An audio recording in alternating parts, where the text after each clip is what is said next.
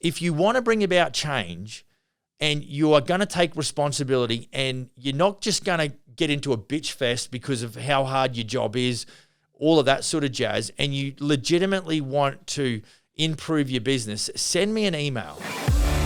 How old are you going to be before you start to experience life like you want it?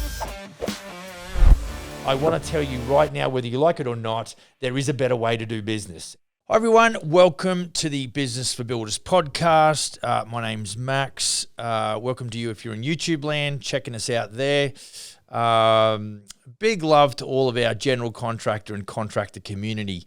Lately, we've been getting a few comments and a few comments about the stuff that we put out, and we really do appreciate the feedback. It helps us. It inspires us to keep doing what we're doing. If you love what you hear, like and subscribe. And if you know someone who might benefit from the info, be sure to share.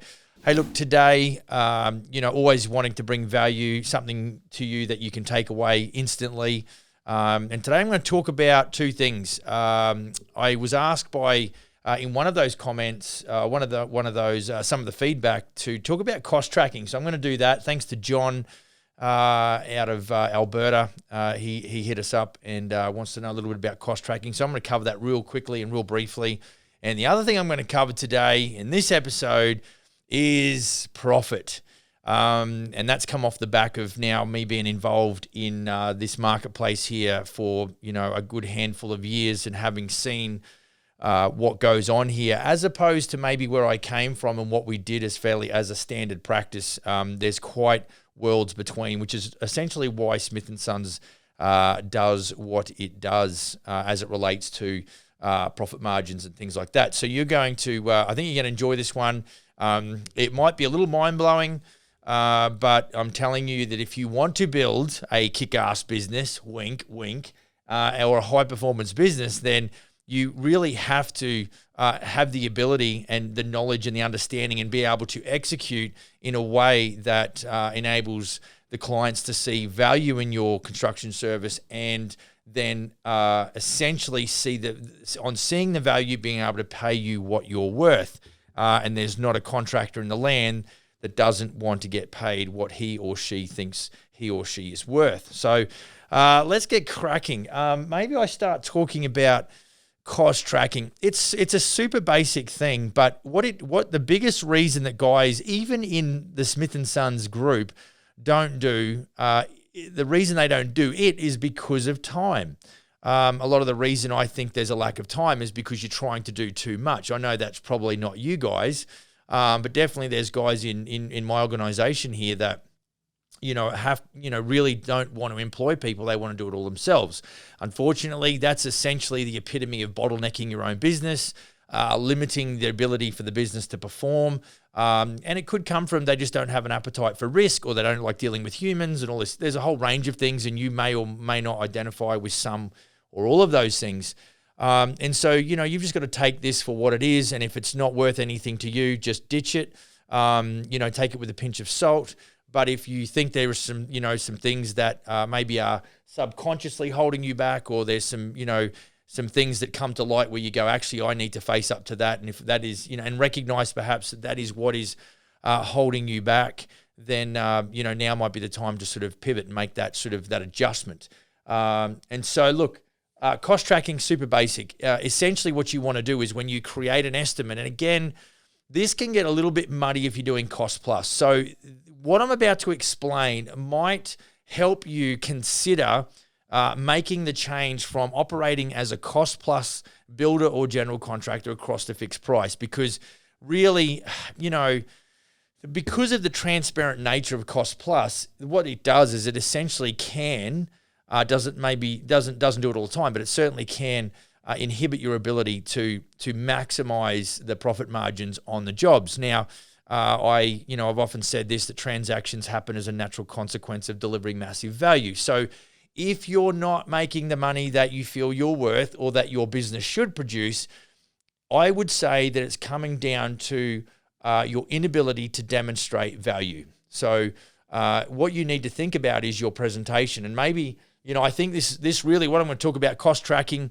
identifies with this, but definitely profit will come back to your ability to market, your marketing message, and your value that you present, or your value proposition, or what it is that clients are paying for. So I often talk about, you can go to A&W, a burger joint here just across the road, and you can buy an $8 burger, or you could go to a more of a restaurant type arrangement that's a little bit upmarket-ish, and you'll pay $21 for a very similar hamburger. It's one bun, it's a meat patty, it's some salad, it's some dressing, and it's a side of fries and gravy, and there you go. And so, depending on what experience that you're wanting to have, if you're a budget-orientated, buyer, or a budget-orientated person, you're going to go to, the cheaper end deal. You just want to get in through the drive-through, grab a burger, and keep on moving. Other people, might want to sit down and have an experience. And so that's where they're going to pay $20 for a hamburger. So because their focus is not on budget solely, it's actually on the experience. So when we're cost tracking, it's simple. However, in a fixed price, and I'm going to talk from a fixed price perspective, because that's what we do. It'll give you some insight into what we do, and if you do cost plus, you can take something away. So essentially, what we do is we create an estimate. We will get the data back from the clients as to exactly anything with aesthetic value. We have to get them to confirm whether it's paint, color, backsplash, countertop types, flooring, type selections, exterior siding, what type of windows, what type of glass shower surrounds, and just everything, what type of door handles. Gosh, anything that I can't choose for a client, we've got to get that data back. Now, I'm not going to get off track and talk about how and when and the process of that, because that's probably a whole new podcast on its own. If you want to hear about that and how we work selection sheets, then hit me up in the comments, or send an email to max@businessforbuilders.ca. Or if you're in North America, you can text me on 250-241-8866. And, but, throughout that whole process, what we're trying to do is create an estimate or a budget for the job based on what, when we're talking about concrete, drywall, lumber, we don't need to get that from clients, right? That's fairly standard, fairly typical, probably in conjunction with engineers in some cases. So we'll be able to quantify materials and costs and installation and supply and everything like that.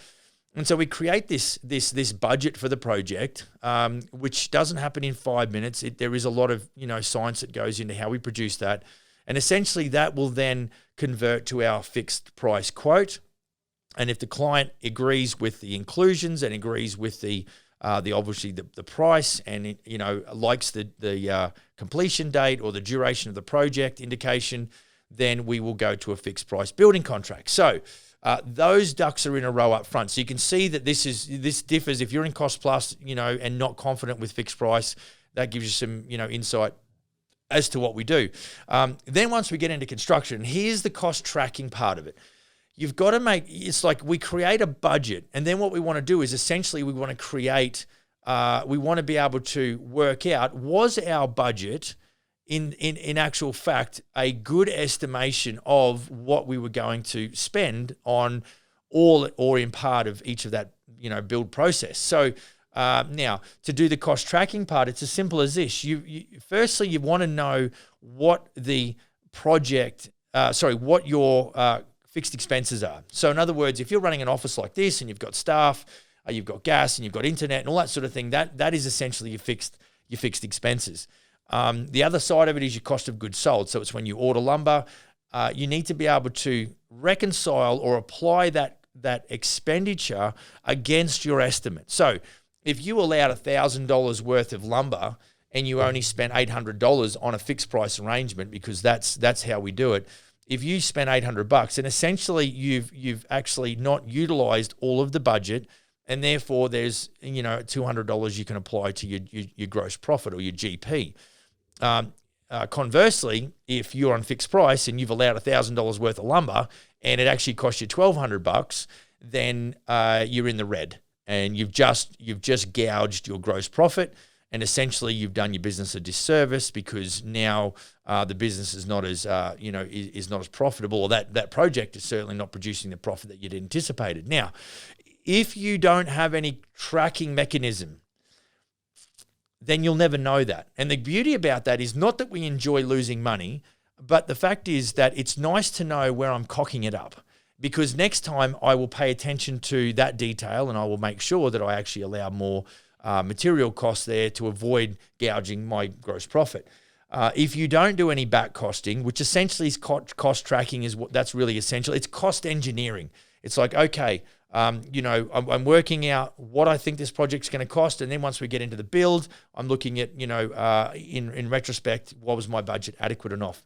Now, essentially, what we want to do, you've got to cover two things. If you've got a couple of full-time staffers, let's say you've got a carpenter's helper and you've got a full-time carpenter working for you, then they can be actually included in your cost of goods sold because they're actually on site and they're part of your calculated budget for that project. In other words, they're labor. Now, if you've got a guy who's maybe a superintendent, or let's say in your office you've got an admin person, then they're off-site expenses, and so they're essentially going to go into your running costs. They're your fixed expenses. So essentially, the guys that work, let's say your superintendent, let's say your guys on site, your carpenter's helper and carpenter, they're not a subcontractor, so you're still going to have to, and what I'm going to talk to you about right now is work orders and purchase orders. Now, purchase orders is what I give to subcontractors and suppliers, vendors. That means they've given me a quote. We've got an agreed rate, let's say with a subcontractor, a per square foot rate, and we would give them a purchase order. And so same with a vendor or a hardware supplier. If they've given us a quote for $10,000 for lumber, then we give them a purchase order. We make reference to the quote number, et cetera, terms and conditions, bang. So whenever they send me an invoice for either services rendered or materials supplied, they've got to produce that purchase order. No purchase order, no payment. Simple as that. So the flip side, the halfway house between your offsite expenses like your admin person and your superintendent, let's say, is your carpenters and your carpenters' helpers. What I need to do is, let's say they work 40 hours a week, then let's say your carpenter works 40 hours a week on 3 jobs.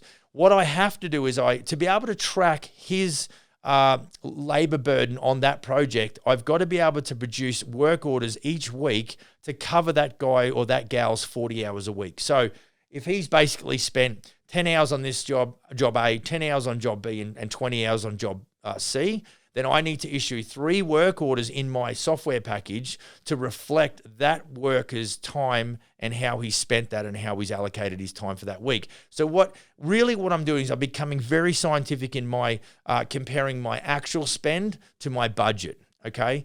And so it does 2 things. It looks at where my deficiencies are in my estimating process, and of course it reveals to me how much profit I'm making per project. So that's what work orders do. That's what purchase orders do. So that handles all of your on-site stuff. Then really what happens is it's out of your, it's out of your gross profit. The fixed expenses will get paid.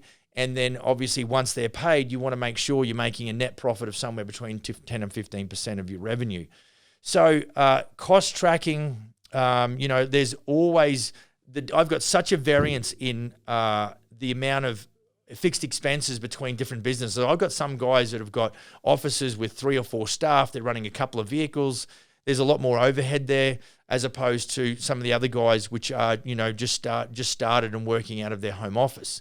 So there's really no one rate essentially fits all, but the percentages is what we really work on, which helps us really indicate. Like I said, if you're making, I think, an acceptable starting point, just to give you guys an idea, I know, and look, this is my experience. This is not me saying that this is typical in the marketplace, but I've had a lot of guys say to me that I don't even mark up labor. And I'm like, what? So you just get an hourly rate from, electrician at $72 an hour or $83 an hour, whatever it is, and you just invoice the client on a cost plus arrangement, and that's it. You don't make any margin or markup on that. And a lot of guys are like, yeah. Matter of fact, one guy I spoke to, he did that. He didn't know any better. Matter of fact, I think that gentleman may have even been not even marking up anything. He was just supplying it for no increase or no markup or anything, which is quite absurd. So for you guys, I would say most of the guys I chat with, maximum will mark up by 20%. So materials and labor, 20% markup. Which by the time you water that down, I don't know what the margin percentage, like your gross margin. And just on that, I just want to say to you too, like there's a lot of confusion around markup versus margin. Markup is the activity, margin is the result. So if you were to mark up by, let's say 43%, and this is something that this is something that I recommend to my guys as a minimum. I know all the guys are doing this plus or more, but if we're marking up by 43%, our gross margin is 30%. And of course, by the time they take out their fixed expenses, they're going to be over 10% in a net profit. And that's kind of what we do. So you guys need to think about that. Now, the problem with going and doing, and this is why for me to get on and make those sorts of recommendations is hard, because we do that under the covering of the Smith & Sons brand, and B, our marketing message, which is omnipresent and consistent. It's across all platforms, including TikTok, which we're sort of still trying to work out, just by the way.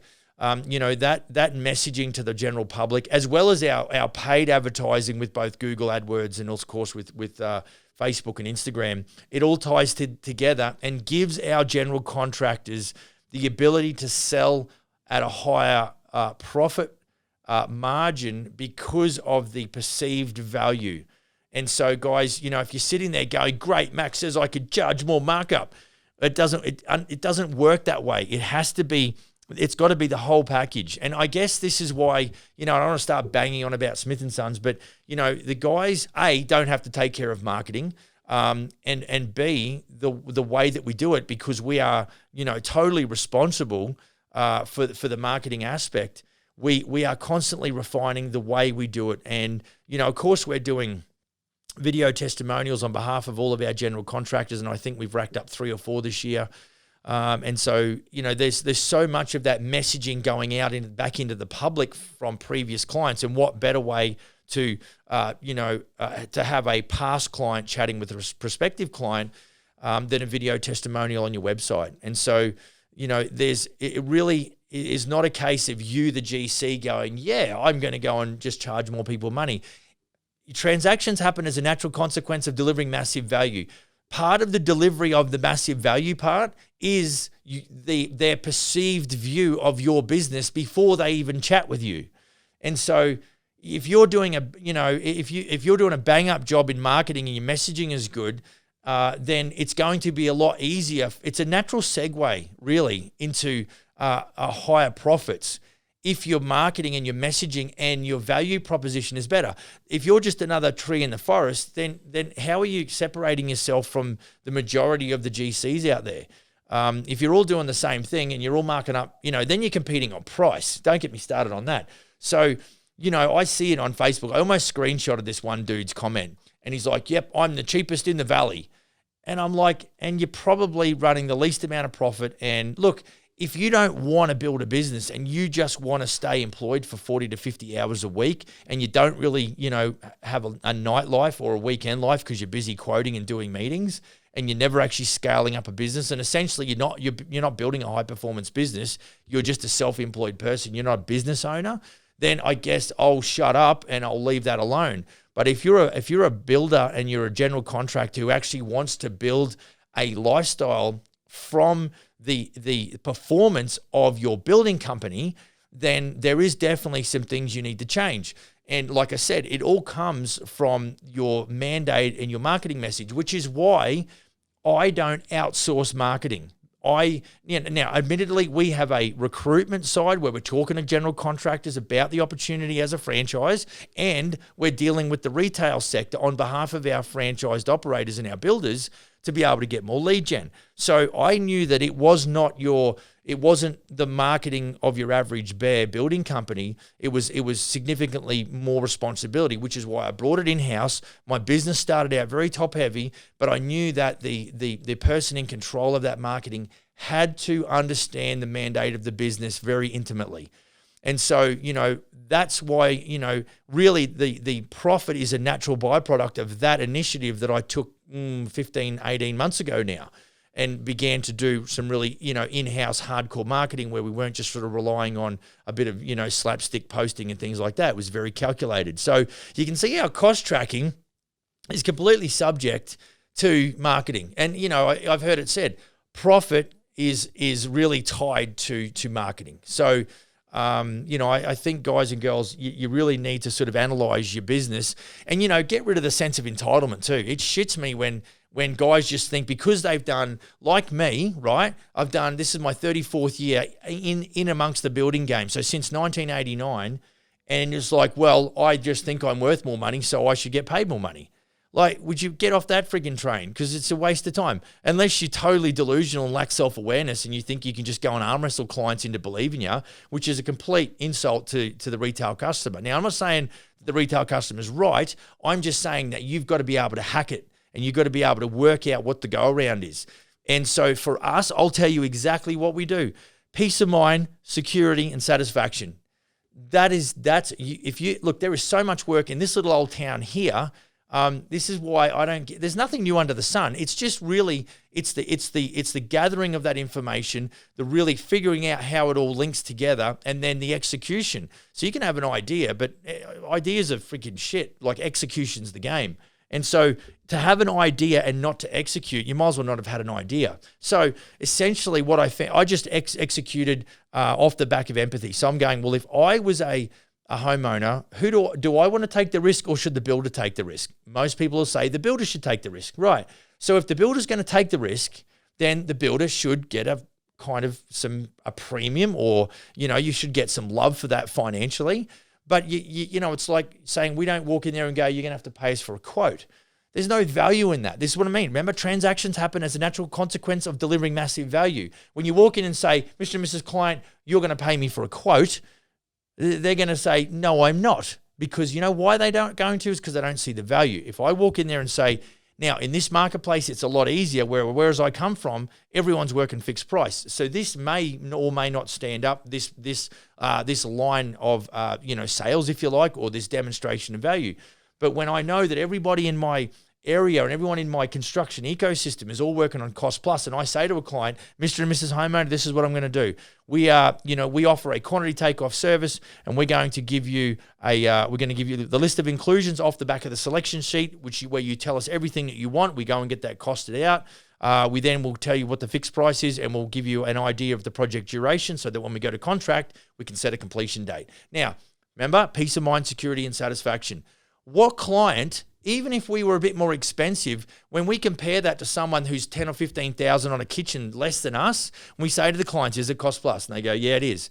I say, so there's no stopping that general contractor from just adding cost to the point where it costs 75,000 all in. And they're like, no, there's not. And we're like, well, we ask the client, will you make the decision? We're saying that this is fixed price. We're saying, here's your list of inclusions. You know exactly what you get, how much it's going to cost you, and when it's going to be finished. That's apples and oranges. So when people say, oh, but I got a quote, no, you didn't get a quote, you got an estimate. You got a ballpark, and normally what they do is they will, I don't want to disrespect the guys, but they lowball it most of the time because there's oversights. They don't see what's going on. And so they come in with this lowball price at $35,000 for a kitchen, and it ends up costing the clients $55,000, and we quoted them $46,000. It's just the way it is. We hear it happening all the time. So, I think with cost tracking, what you're looking for is the confirmation of your good estimating. So, here's something else. Here's another takeaway. Profit is a natural byproduct of good estimating. You really need to double down. And this is the problem. Guys do not, and I say guys in general, I'm talking guys and gals, general contractors essentially, they don't want to improve the way they do the estimating part of their business. Now, I've only done a basics in estimating course. I'm not an estimator by trade or anything like that, but I've been in the building game for like 3 decades. So it's fairly, for me, I can actually, if I improve my ability to estimate, that becomes a valuable skill set that I can actually monetize. So if I'm able to give fixed price quotes because I'm a good estimator, then I can actually charge more markup. Don't complain about the marketplace being full of, pain in the ass clients, or there's no money, or I can't get good workers, or whatever the case may be. It's the way you respond to the challenges that you face. And you will face clients that you don't want to work for. You will face challenges with finding good labor to have on your team. And of course, making money from projects can be challenging, especially if you've got supply chain issues and you've got, supplier issues in general in your location. So it's not easy.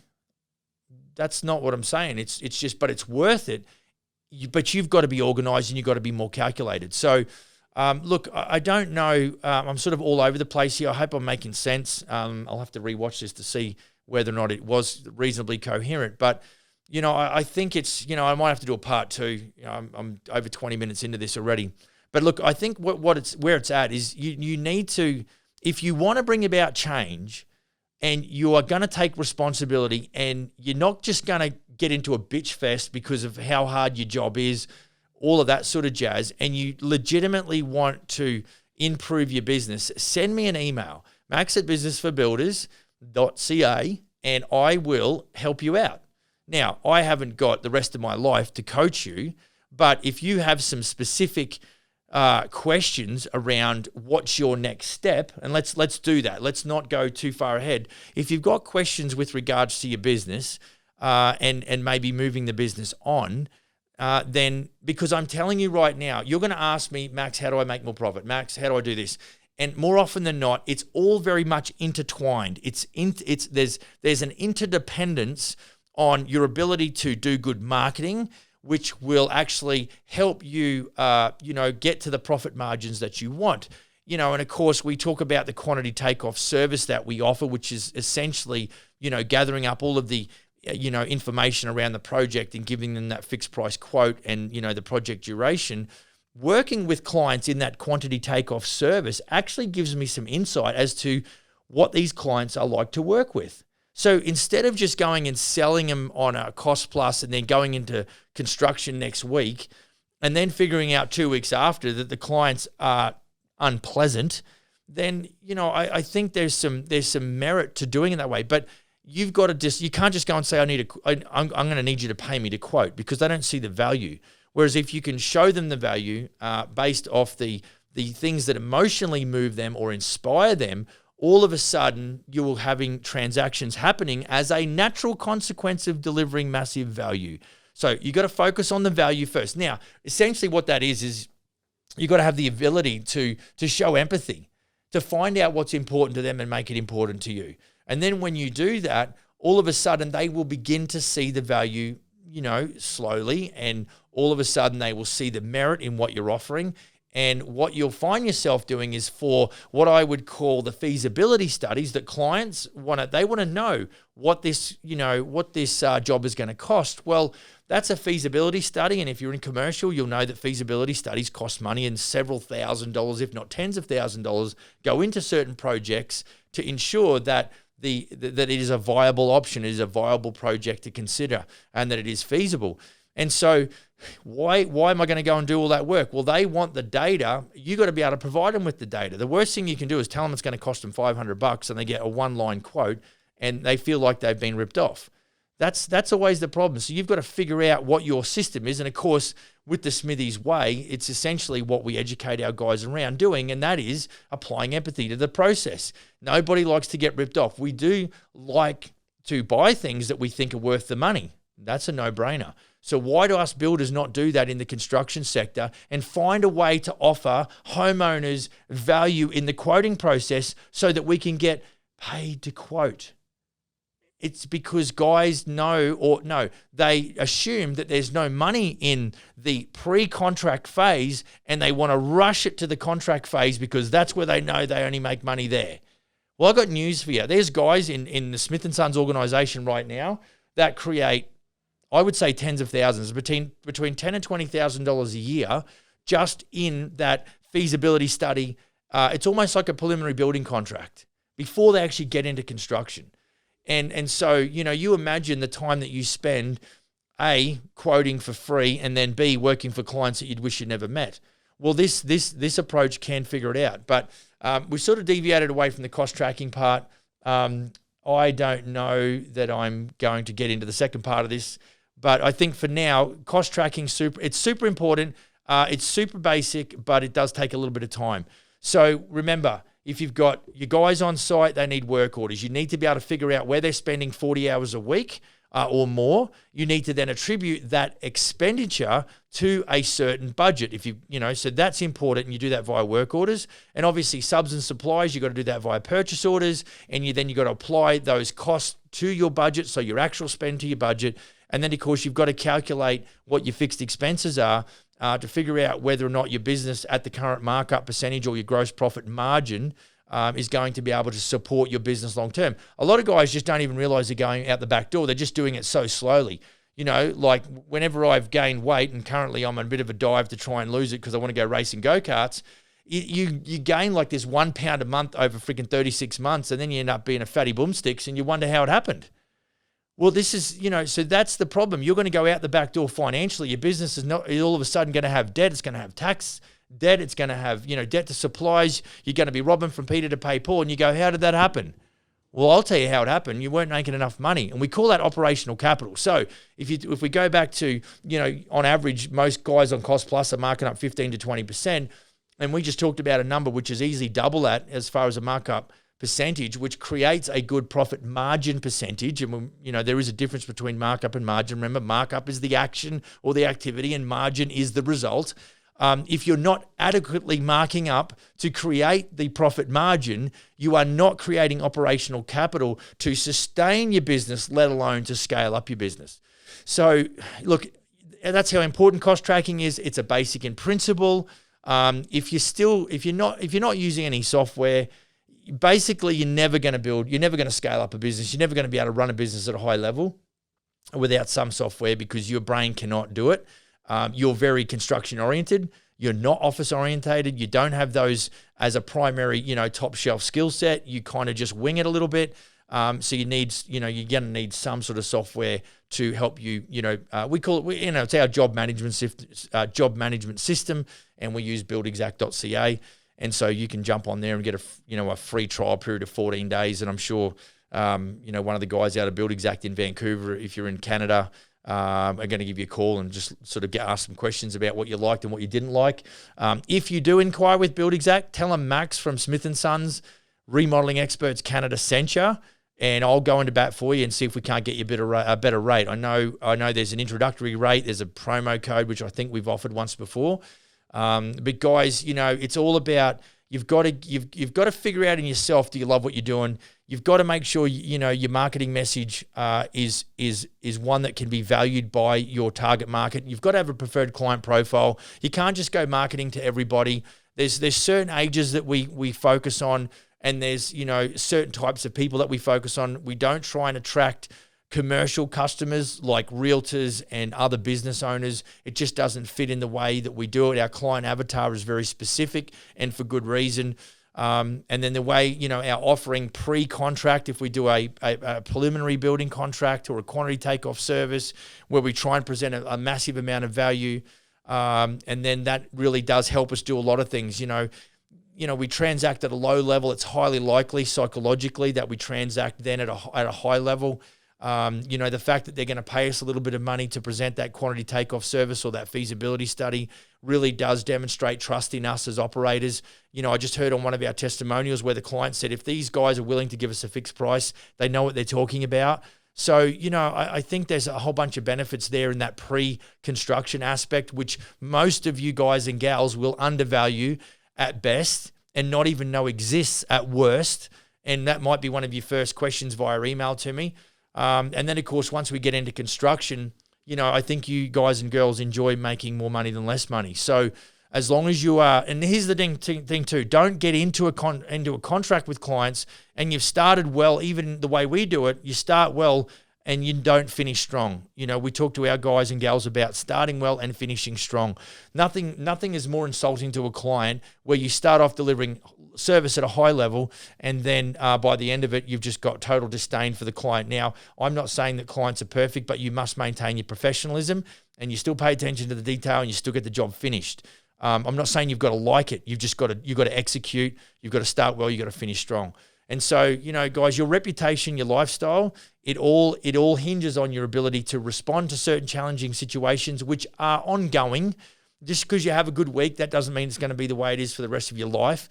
More often than not, and I've heard the term that business owners are firefighters, in brackets, because every time they wake up, they've only got to check social media or the text message or email, and there's a shit fight happening somewhere. There's something that needs your attention. Welcome to the game. If you don't like handling that stress, you seriously need to either downscale your business back to something you can handle or get out and dodge. Go and work somewhere else. Go and work for someone who's in the building game, or just go and start a totally different new career.